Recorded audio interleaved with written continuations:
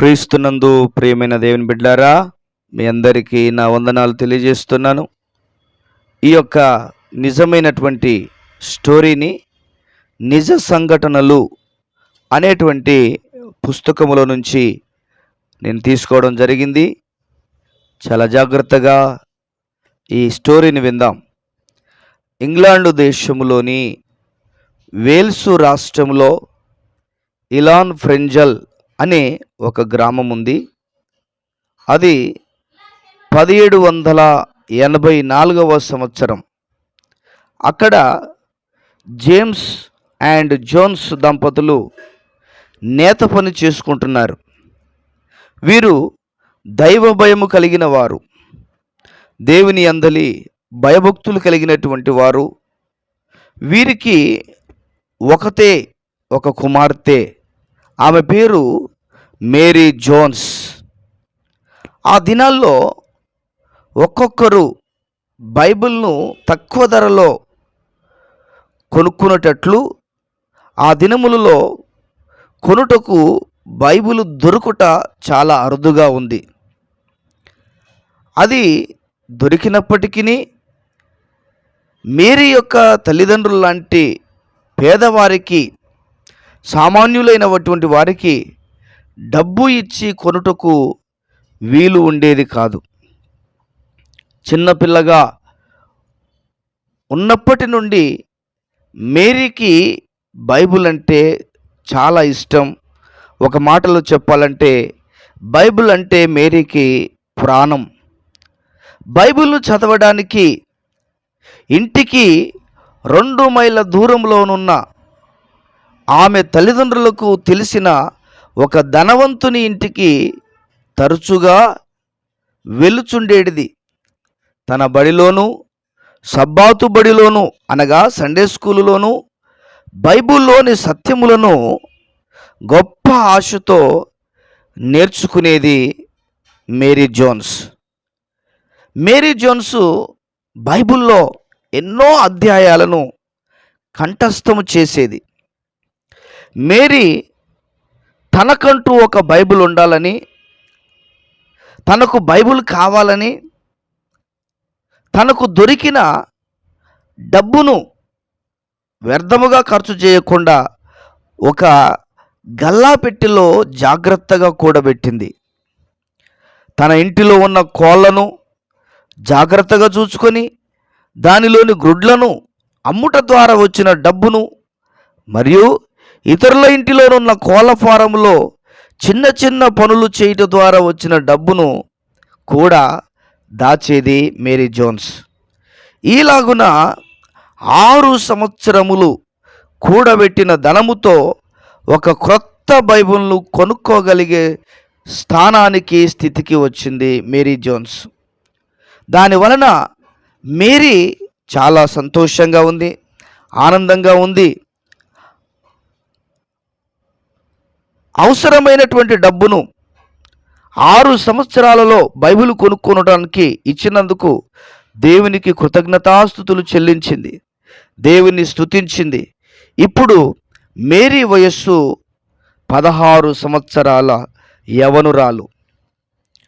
అవసరమైనటువంటి డబ్బు మేరీ ఇప్పుడు కలిగి ఉన్నది.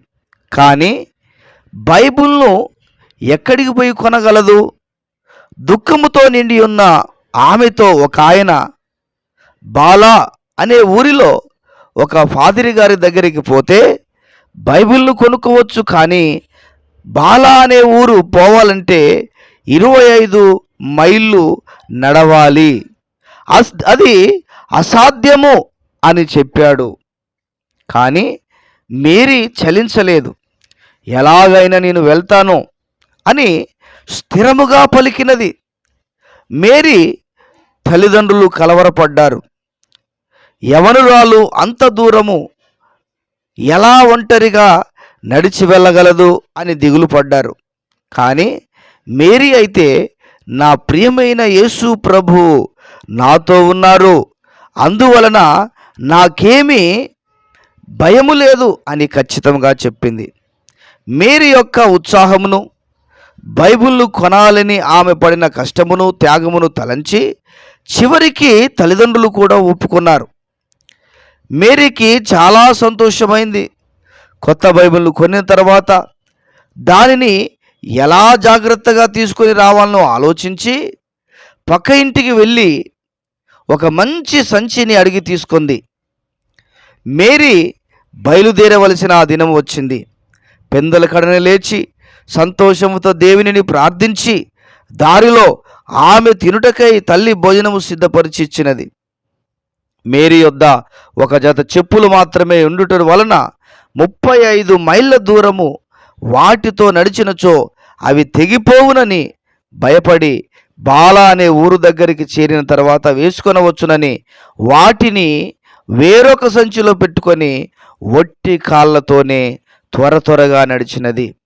చీకటి పడే వేళకు మేరీ బాలా అనే ఊరు చేరి ఎడ్వర్డ్ అనే ఫాదరు గారి వద్దకు వెళ్ళి తాను వచ్చిన కారణమును విపులముగా చెప్పినది.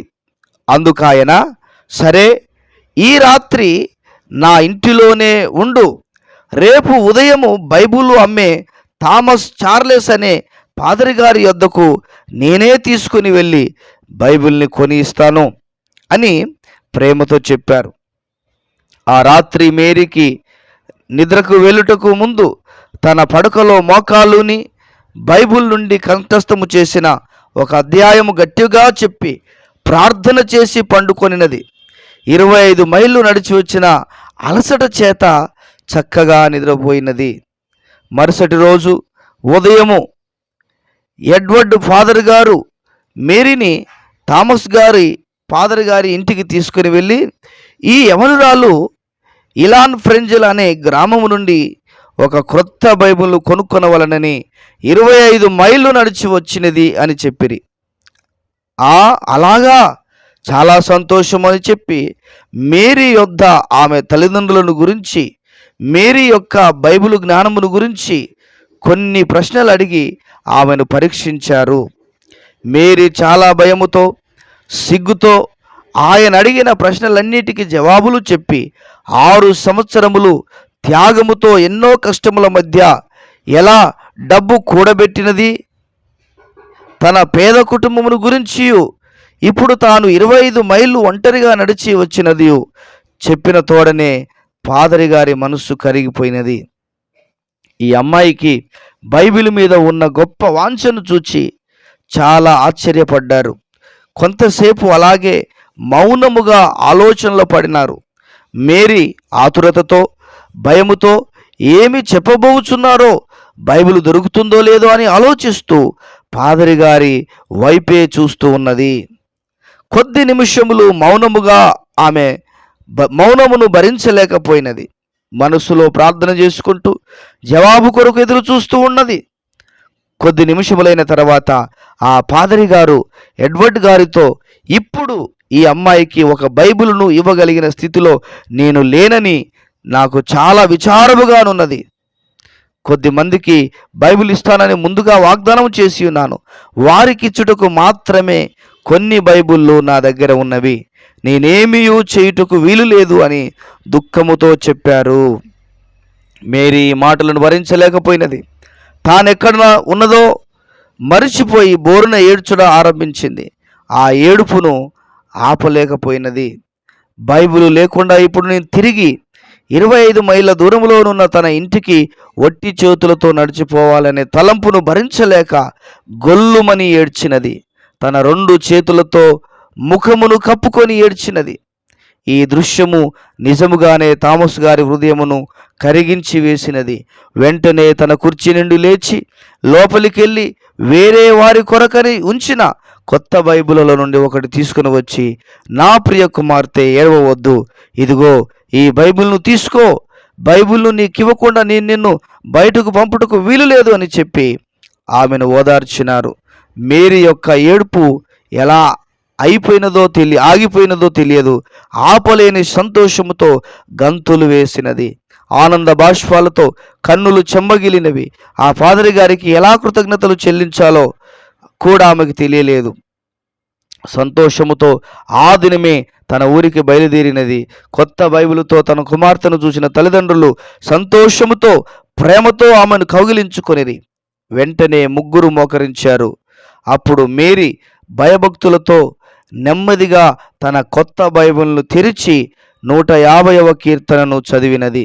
అప్పుడు మేరీ యొక్క కళ్ళ నుండి ఆనంద బాష్పములు ధారగా ప్రవహించినవి. మేరీ యొక్క తండ్రి గారు దేవుని ఎడల కృతజ్ఞతతో ప్రార్థించినారు. తరువాత బ్రిటానియా అంతర్జాతీయ బైబిల్ సొసైటీని ప్రారంభించుటకు తన జీవితంలో జరిగిన ఈ సంఘటన కారణముగా నుండునని అప్పుడు ఆ యవనురాలైన మేరీ కొంచెమైనను ఎరగలేదు. క్రీస్తునందు ప్రియమైన దేవుని బిడ్డలారా, ఒక యవన బిడ్డ 16 సంవత్సరాల వయస్సు కలిగినటువంటి మేరీ బైబిల్ కొరకు 25 మైళ్ళ దూరమునికి వెళ్ళింది. చూసారా, ఆమెకున్నటువంటి బైబిల్ మీద ఉన్న మక్కువ, దేవుని వాక్యం మీద ఉన్నటువంటి మక్కువ. దేవుని కృపను బట్టి ఈరోజు మన కుటుంబాలలో బైబిళ్ళు మనకున్నాయి కనుక దేవుని వాక్యాన్ని చదవడానికి అశ్రద్ధ చేయకుండా దేవుని వాక్యంలో ఉన్న అంతర్యాన్ని అర్థం చేసుకుంటూ దేవుని రాజ్యము కొరకు మనము సిద్ధపడుదుముగాక. Amen, amen. దేవుడు మనలను మన కుటుంబాలను దీవించునుగాక. ఆమెన్.